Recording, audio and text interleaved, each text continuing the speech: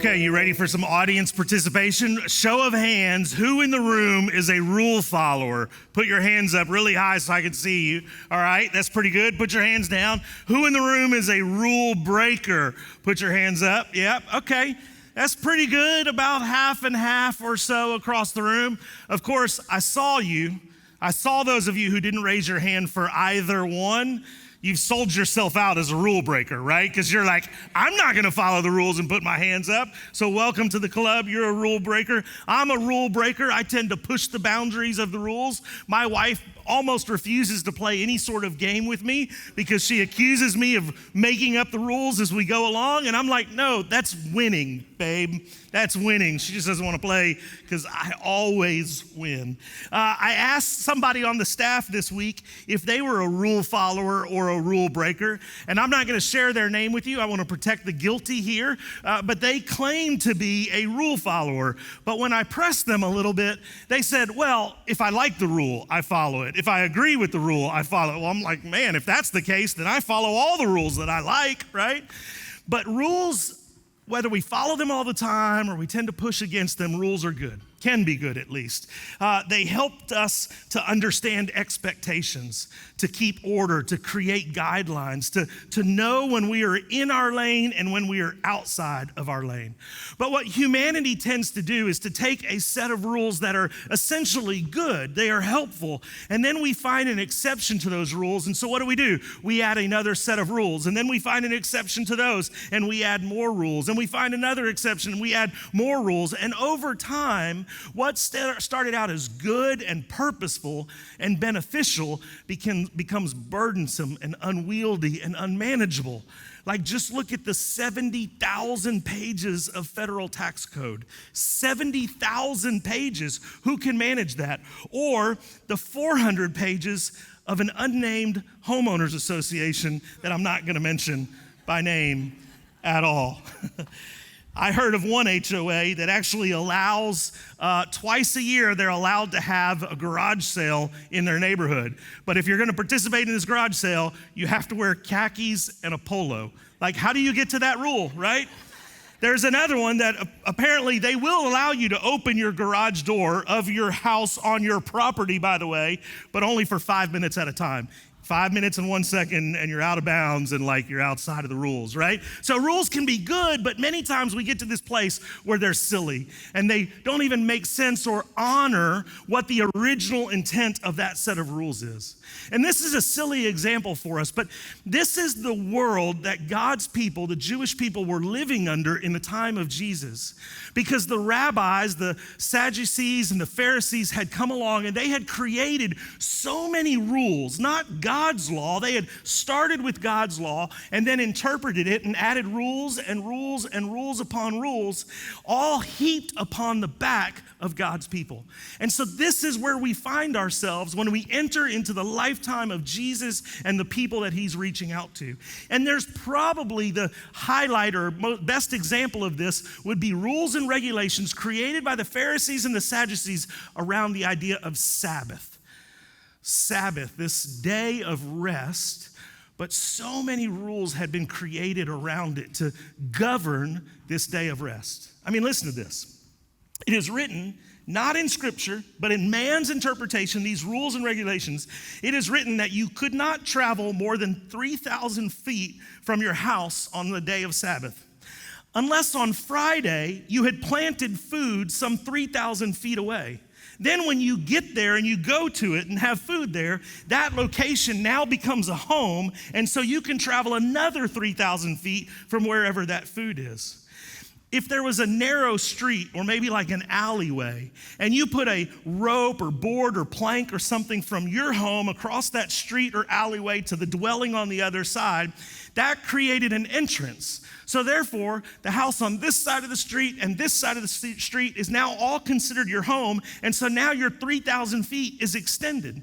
I mean, these are just two examples of regulations around traveling 3,000 feet on Sabbath that man had placed on people on their backs, rule after rule after rule, to govern what they defined as work. Here's another example. things, it was regulated what you could lift up, how much weight you could lift, what you could do with it. And so see if you can follow this. Things could be lifted up or put down on Sabbath, but only from and to certain places. For instance, you could lift up something in a public place and put it down in a private place. Or you could lift it up in a private place and put it down in a public place. Or you could lift it up in a wide place and put it down in a legally free place. Or lift it in a legally free place and put it down in a wide place. I have no idea what that means, but neither did rabbis of the time. They couldn't even figure out what it was meant by a wide place and a legally free place. But this isn't God's law. It was man interpreting God's law and putting boundary and boundary and boundary or regulation or regulation or regulation on top of what God said in order to try to enforce it. But instead of being helpful, it became unwieldy and unmanageable. And it in of itself became work. And this is what God's people had to go through when they thought about this idea of Sabbath. And this is where we enter our text today. We're going to start out in Matthew chapter 12, verse 1. It says, "At that time, Jesus went through the grain fields on the Sabbath. His disciples were hungry, and they began to pluck heads of grain and to eat. But when the Pharisees saw it, they said to him, 'Look, your disciples are doing what is not lawful to do on the Sabbath.'" So most travel occurred. There weren't always roads or paths that were clear and public property like they are today. A lot of times the travel occurred through somebody else's grain field. And Leviticus mentions twice this idea that if you had a grain field and you were growing crops, you would not harvest along the outskirts of it. You would leave that for travelers or those in need to be allowed to come along. Not just allowed, but encouraged to come along and eat as they needed. And so the disciples are following Jesus on the Sabbath. They're walking, and the Pharisees see them eating as they go, and so they are accusing them of violating regulations, law, on the Sabbath day. They accuse them of being guilty of reaping and threshing and preparing a meal. And Jesus sees this accusation that they level against him, and his response is captured in the next verses. He says to them, "Have you not read what David did when he was hungry? And those who were with him," he's pointing back to the Old Testament text, "how he entered the house of God and ate the bread of presence, which it was not lawful to him to eat, nor for those who were with him, but rather only for the priests? Have you not read that story? Do you not remember that account, O learned Pharisees, of when David and his men ate from bread that was not for them, but for the priests?" The indication or implication here is the truth that David and his men were not held accountable by Scripture, in Scripture for this. Then he says, "Or have you not read in the law how on the Sabbath the priests in the temple profane or break the Sabbath and yet are guiltless?" See, the Pharisees were reading too much of the rabbinical law and not enough of the divine law. They were focused too much on what man had to say and had lost the heart and truth of what God was saying. And there's a lot of stuff going on here. The account that Jesus points back to, David was found guiltless or permissible for him and his men to eat from this bread that would normally be reserved for priests because David was the anointed king of Israel. And if David and his men were hungry and in despair, then they could break, if you will, religious regulations or religious law in order to feed. Why? Because God values his children more than he values any religious regulation. And what's unsaid here by Jesus is Jesus saying, if David could break this because he was the anointed king of Israel, then I certainly can break it because I am the anointed Messiah of God's people. So Jesus is displaying his authority as the anointed one. He too is granted exceptions, but we too are granted exceptions. Jesus, or the Sabbath rather, is not the Lord over Jesus, but rather Jesus is the Lord over the Sabbath. And he's pointing out that as often is the case with humans, over time, the rules become a source of power for the institution or those in power. And the original intent becomes secondary. Following the rules becomes more important than the law that it was meant to support. In fact, the rules of the Pharisees grew into a kind of legislation that they used to supersede the law given to Moses by God. And this is a common form or occurrence that institutions use to protect themselves, to protect their power. And Jesus was coming to flip it on his head. And so he answers the Pharisees' question. He answers their attack, if you will. And then we're going to skip a couple of verses because in the Pharisees, instead of getting it, changed the scene, and Jesus is going to show that the Pharisees still don't get it. Skip down to verse 9. He, Jesus, went on from there and entered their synagogue. And a man was there with a withered hand. And they asked him, is it lawful to heal on the Sabbath? They asked him this so that they might accuse him. See, they are missing the point again. Jesus is saying, hey, don't you know who I am? I have authority. I am the anointed one. I am anointed more than David was anointed. I am the anointed Messiah. And God favors the man, the need, over the religious law. And yet the Pharisees just again are going, well, isn't it lawful? What does it do what does it say in the rules and regulations handbook? And they have missed the point. So the next verse, verse 11, it says, he, Jesus, said to them, which one of you who has a sheep, if it falls into a pit on the Sabbath, will not take a hold of it and lift it out? Of how much more value is a man than a sheep? So it is lawful to do good on the Sabbath. Then he said to the man, stretch out your hand. And the man stretched it out, and it was restored, healthy like the other.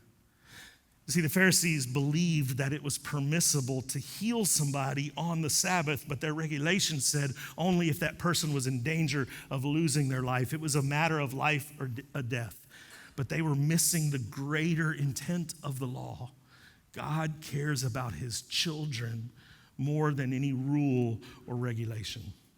So we could dive into their teachings, we could dive into their rules and their regulations even further, and we could reconstruct the differing viewpoints, and I could show you how Jesus was not even certainly wasn't breaking the law of God, but he probably wasn't even breaking the rabbi's rule, but we would probably get lost in the trees and miss the forest, because this is the greater point of Matthew 12, that the religious leaders had made the rules greater than the relationship with their God. And Jesus is not trying to relieve the burden of regulations around the Sabbath. He's not trying to take the 70,000 pages of tax code or the 400 pages of our favorite HOA and throw it out. No, he's pointing out that the rabbis, or rather the Sadducees and the Pharisees, had the wrong idea altogether. What was made for rest, what was made for worship, the Sabbath, they had turned into work. Exactly what it wasn't supposed to be.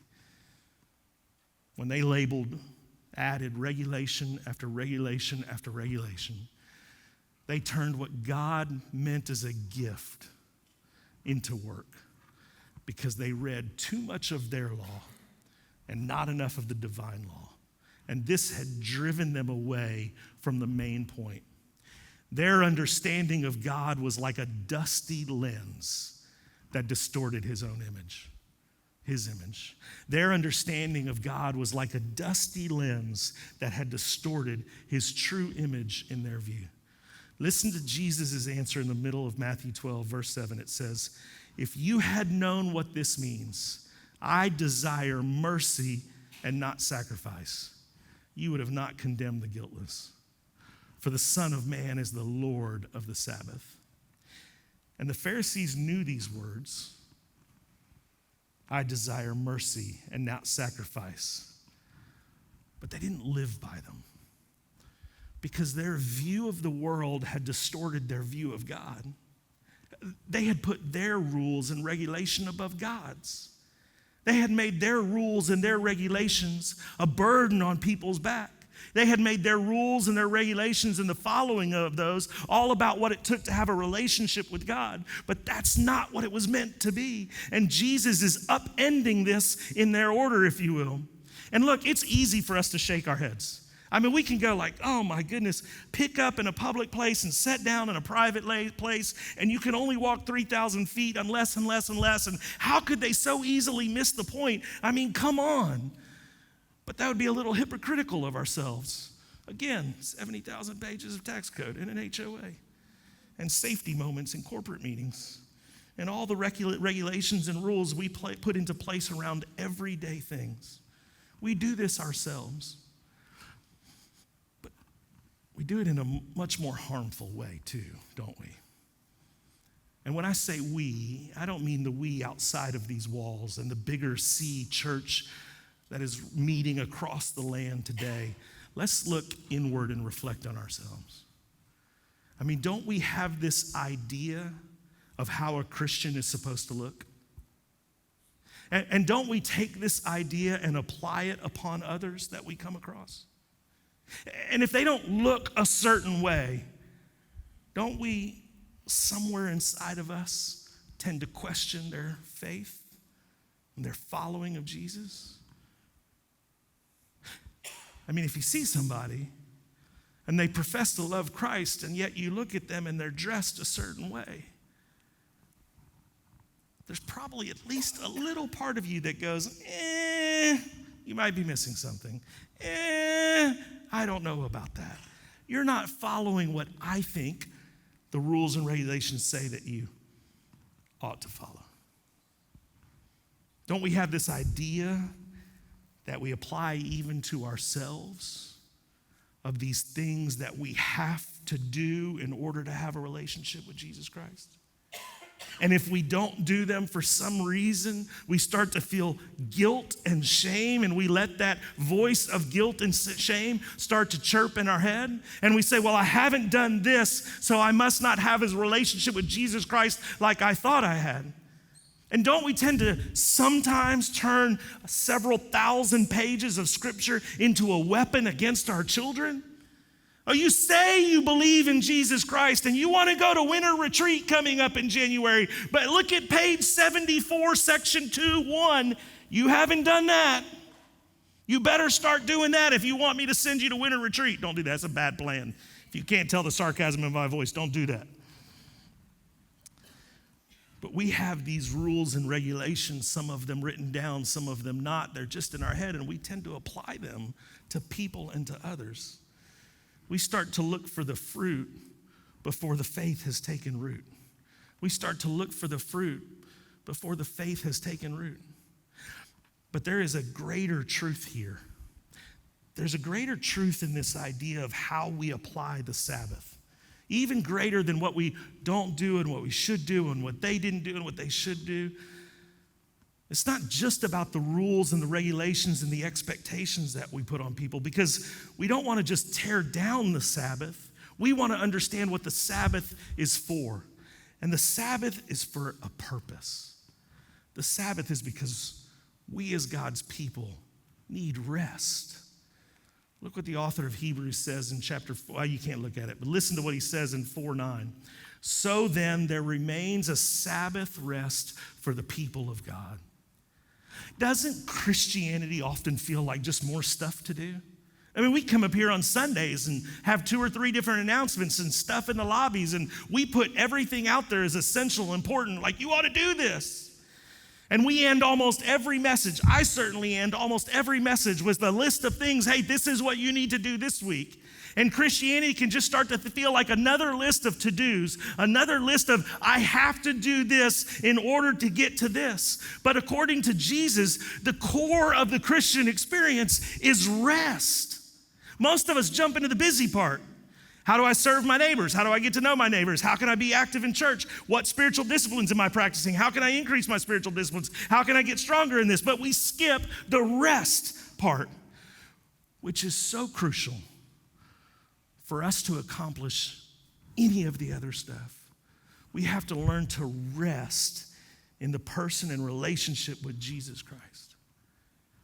Because the most mature of us in Jesus are not those who are accomplishing the most or working the most, but those who are resting in him the best.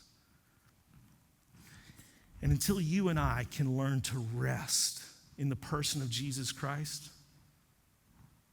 all of that other work that we do is going to be off. It's just going to be missing something. Until we learn to rest in Jesus Christ, the point is about the stuff we do. Until we learn to rest in Jesus Christ, you might start to think that you're the provider instead of God. And so the key for maturity in following Jesus Christ is learning to rest in him.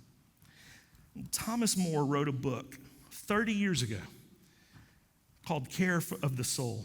And in the first sentence of this book, this is what he writes. Listen to this. The greatest malady of our time, implicated in all of our troubles and affecting us individually and socially, is loss of soul. When the soul is neglected, he writes, it doesn't just go away. It appears symptomatically in obsessions, addictions, violence, and loss of meaning. 30 years ago, he writes this about believers in society. When the soul is neglected, it doesn't just go away. It appears symptomatically in obsessions, addictions, violence, and loss of meaning. How much do we see that in our world today?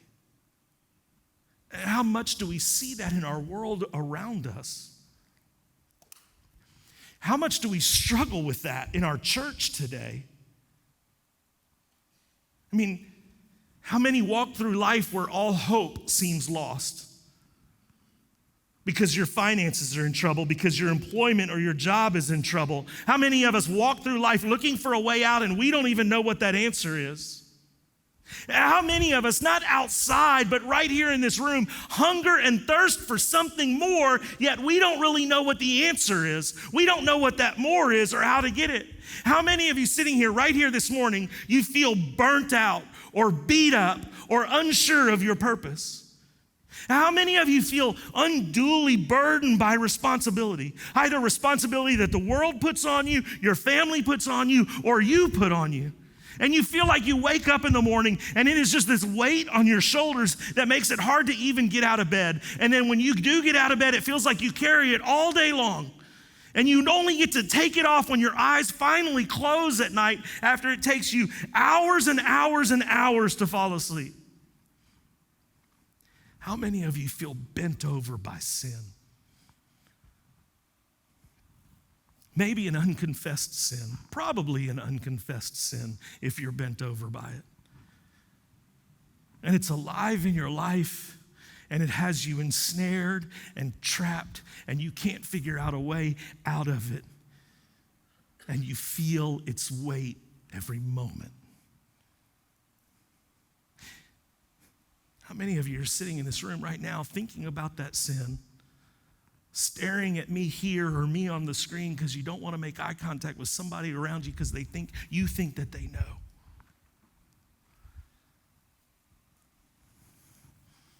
How many of you feel like a disappointment to God, that he could never use you? You're weary, discouraged. Your soul is symptomatically showing obsessions, addictions, violence, and loss of meaning because it's gone uncared for too long.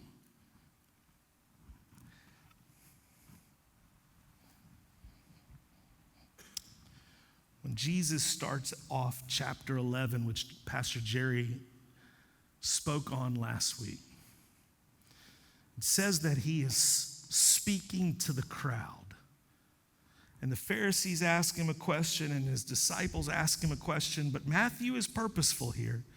He says that Jesus was speaking to the crowd. The crowd that is weary and burdened and bent over by sin. The crowd that feels that there is just too much to do, too many rules and regulations to follow. He's speaking to the crowd that is run down, burnt out, overly burdened, tired.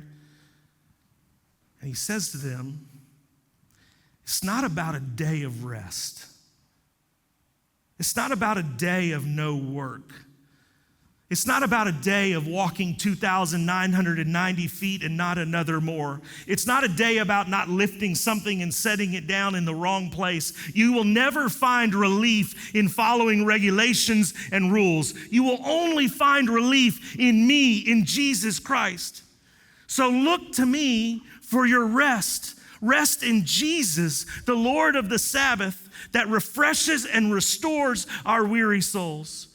He said to the Pharisees in verse 7 of 12, I desire mercy and not sacrifice. I desire to be the rest that my people need. I desire to relieve them of their burdens. I desire to relieve them of the regulations that they have heaped over themselves. I desire to relieve them of the burden of sin that they cannot maintain on their own. And Jesus invites everyone into his rest. His answer starts in Matthew 11:28. Come to me, all who labor and are heavy laden, and I will give you rest. Come to the water, all who are thirsty. Come and be filled. Come to the waters, you who are sick and diseased, and be healed. Those of you who are hurting and broken within, come to me. Those of you who are overwhelmed by the weight of their sin, come to me. If you've reached the end of yourself, come to me. Leave behind all of your regrets. Bring every sorrow that you have and just come to me. This is an invitation of Jesus with his arms wide open for everyone. Come to me. I am the Messiah. I am the appointed one. Come to me and you will find rest. It is arms wide open for you right where you are, wherever you are. In the moment you see him, no matter your thirst, your hunger, your failure, your doubts, your burdens, your question, in the midst of your marriage problems, in the midst of your obsession with alcohol, in the midst of your violence, whether it's words or physically, in the midst of all your doubts and all your questions and all your insecurities, stands Jesus Christ with his arms wide open, saying, I am the anointed one. Come to me, and you will find rest. Come to me. You're burdened by rules, regulations, fences. Come to me and you will find rest. Come to me, all who are tired and heavy laden, and you will find rest. It is an invitation for all of us. But Jesus' desire is not simply to be a spectator, but as an active participant in our lives. Because he continues, take my yoke upon you. Take my yoke upon you. Yokes aren't common today. I mean, unless you're eating eggs, but this is a different yoke.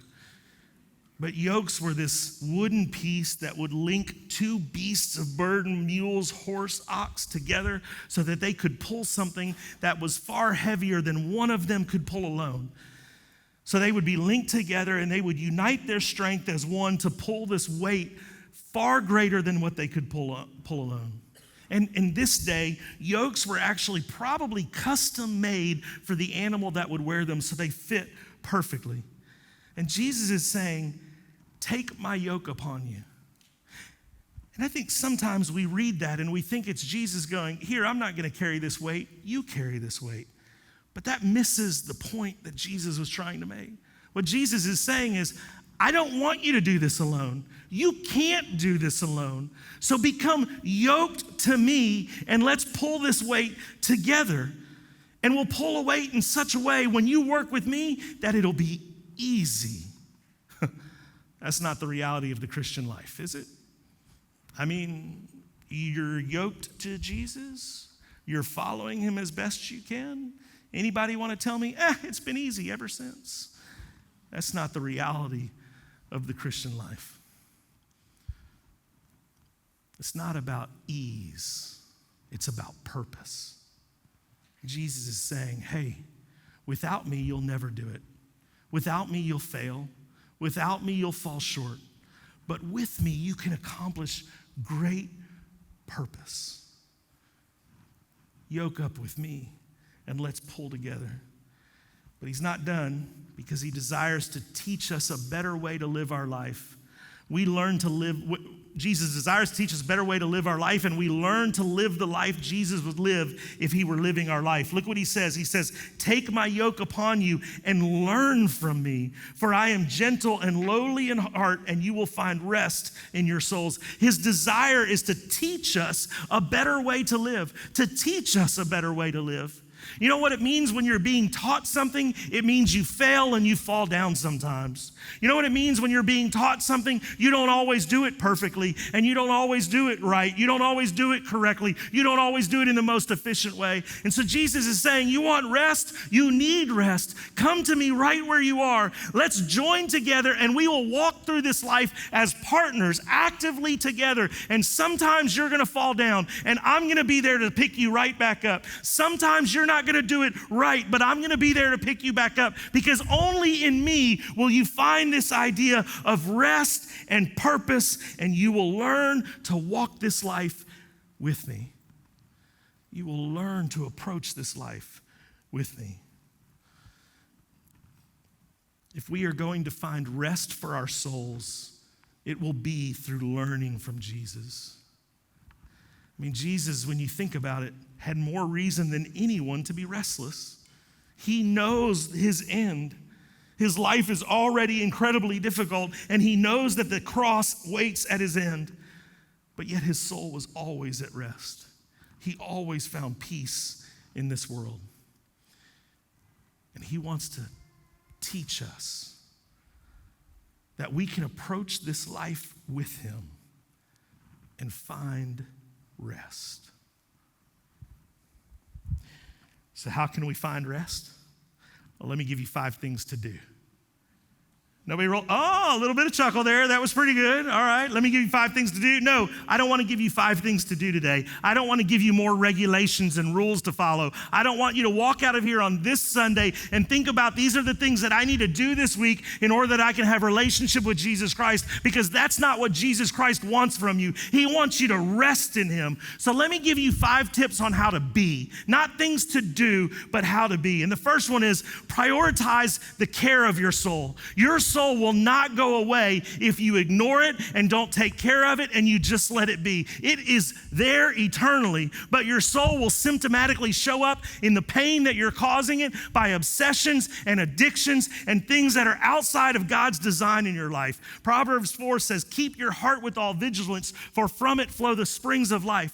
You know, we take time to work out. Wrong. Some of y'all take time to work out. I don't ever take time to work out. Some of you take really good care of your cars. I do whatever is minimally required for this. Some of you update your fantasy teams right now, and some of you just remembered it's Sunday and you need to update them, so you're going to update your fantasy teams right now. We pay attention to so many things in this world, but we so often ignore the most important thing that will never go away, and that is our soul. And God says, care for your soul. Pay attention to your soul. Prioritize caring for your soul first and foremost. The second tip is to, in humility, partner with Jesus daily. Life is hard, and it's harder when you do it alone. This world is hard.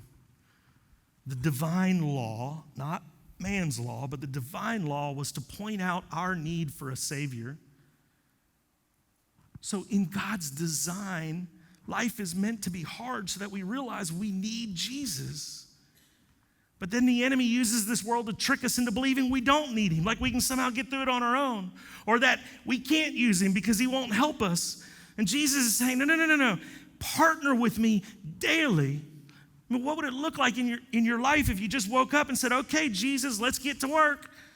Instead of starting whatever the to-do list is. What if the first thing you said was, Jesus, let's do this and get to work? John 15:4 says, "Abide in me and I in you, as the branch cannot bear fruit by itself unless it abides in the vine. Neither can you unless you abide in me." Jesus says, right where you are, come to me, take my yoke. Let's do this together. Stop being alone and start being with Jesus. Number 3, learn to trust Jesus more. Learn to trust Jesus more. That means that right now, everybody in this room, including me, doesn't trust Jesus enough. We are all learning to trust him. And when we hand him a little something, whether it's our kids in their future, whether it's our finances in their future, whether it's our sickness or our disease, whether it's our job, whatever it is, when we hand him something just a little bit and we learn that he is trustworthy, then we can hand him a little bit more. When we learn that God is going to show up for us and we know that he will do it again, then we're learning to trust him. So wherever you are, it's okay. If you don't trust him at all, great, just don't stay there. If you trust him a little, great, just don't stay there. If you trust him a lot, that's wonderful, but don't stay there either. Learn to trust him a little bit more. Psalm 37 says, trust in the Lord and do good. Dwell in the land and befriend faithfulness. Delight yourself in the Lord, and he will give you the desires of your heart. Not the stuff you want, not the new car, but the desires of your heart to find rest and purpose. Commit your way to the Lord, trust him, and he will act. So learn to trust him more. Fourth, forgive yourself because you're learning. None of us are perfect. None of us trust him enough. None of us. So just try to take one more step. And when you wake up on Monday and you don't remember this message, or you forget it on purpose, or something happens and it distracts you and you don't take that step, okay. Wake up on Tuesday and try again. Jesus told the Pharisees, I desire mercy. I am a merciful person. I just want people to be in relationship with me and to walk this world with me for a purpose. So if you mess up, forgive yourself. We're all just learning. And number 5, and probably the most important, remember, the relationship is greater than the rules. The relationship with Jesus is greater than the rules. You know, rules say this is the way things are supposed to be, and you're either following the rule or you're breaking the rule. Relationships say this is the way things are right now, but you and me, we're going to get better. You and me, we're going to get closer because I love you. Jesus says, I died for you. And I'm going to help you through this world. And I'm going to mold you and shape you exactly into what I want you to be. Come to me, all who labor and are heavy laden, and I will give you rest. Come to me. Live in relationship with me. I love you, and we're going to get better. Come to me, all who labor and are heavy laden, and I will give you rest.